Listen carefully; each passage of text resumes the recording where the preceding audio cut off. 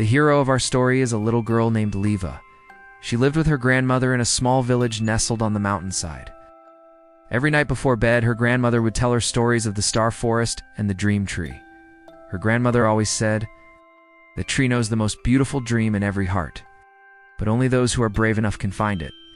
But it didn't crash to the ground. It floated gently through the trees, leaving a shimmering trail behind.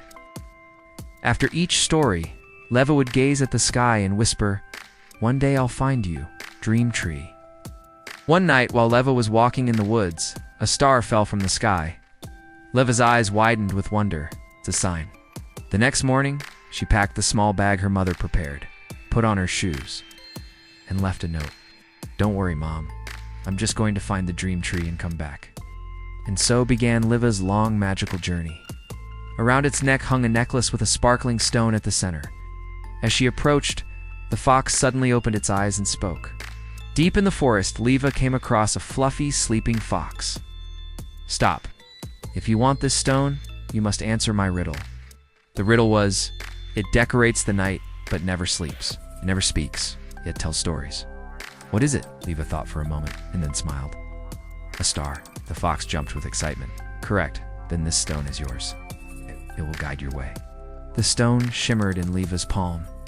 She could hear a gentle whisper inside, "You were on the right path." Later that night, Liva reached a clearing filled with black, swaying flowers. At the center stood a deep, dark well. There stood a giant tree reaching up to the sky. Its leaves were deep midnight blue, and its branches held glowing dream bubbles. Each bubble held the dream of a child. As she stepped closer, a deep voice rose from the well. "To pass through here, you must leave your fears behind." Liva trembled a little, but then she remembered what her mother always said. Being afraid isn't bad. Being brave is choosing to go on anyway. She closed her eyes, took a deep breath, and walked slowly around the well. The sky seemed to cheer, and from that moment on, every child in Liva's village began to see tiny dream trees sprouting in their dreams. Beside her stood a small sapling, the seed of the dream tree. With each step, the darkness faded. The flowers bloomed into color, and the first light of morning peeked through the night.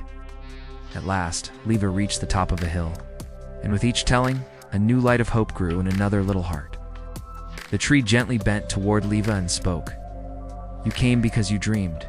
You were brave. Your heart is pure. Now tell me, what is your biggest dream?" Liva closed her eyes and smiled wide. "I want every child to find their own dream tree. I want them all to sleep with hope and hug the stars." The tree burst into a radiant light. Liva woke up in her bed the next morning. In her hand, the dreamstone still sparkled. Her grandmother peeked through the door and smiled. "You are now a storyteller too, Liva."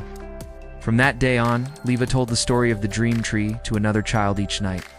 True dreams don't grow while we sleep, but when we believe.